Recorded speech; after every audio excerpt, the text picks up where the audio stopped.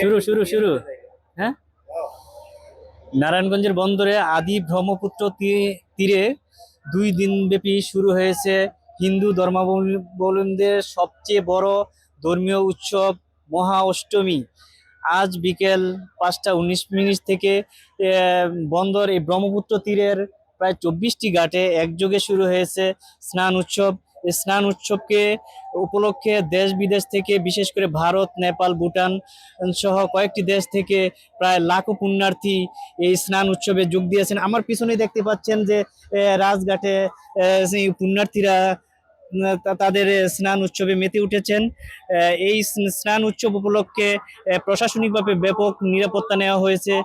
প্রায় 1100 পুলিশ ও আনসার সদস্য এখানে নিয়োজিত রয়েছেন সাথে বিআইডব্লিউটি এর ডুবুরি দল, পাশাপাশি নৌ পুলিশ সহ জেলা পুলিশের একাধিক টিম এবং মোবাইল টিম সাথে কাজ করছেন নিরাপত্তার জন্য। মূলত এখানে স্নান উৎসবে বিভিন্ন সনাতন ধর্মের লোকজন তাদের পাপ মোচনের আশায় প্রতি বছরের মতো এবারও এই ব্রহ্মপুত্র তীরে স্নান উৎসবে মেতে উঠেছেন।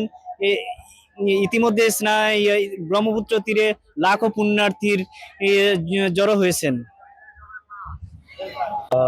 মহাতীর্থ লাঙ্গলবাগ পুণ্যস্নান উদযাপন উপলক্ষে বিআইডব্লিউটি এর মাননীয় চেয়ারম্যান মহোদয়ের নির্দেশনা মোতাবেক ব্রহ্মপুত্র নদীর যে 20টি ঘাট আছে, এই 20টি ঘাট আমরা এখানে পানির গভীরতা 5 ফিটে উন্নীত করেছি। আমি আরো বিস্তারিত একটু বলতে গেলে, এখানে প্রতিটি ঘাটে পানির লেভেল কিন্তু সমান নয়। সেক্ষেত্রে যেখানে পানির লেভেল কম ছিল সেখানে আমরা এক্সকাভেটর দ্বারা খনন করেছি, খনন করে 5 ফিটে উন্নীত করেছি। যেখানে পানির লেভেল বেশি ছিল সেখানে আমরা বস্তা ফেলে গভীরতাকে 5 ফিটে উন্নীত করেছি।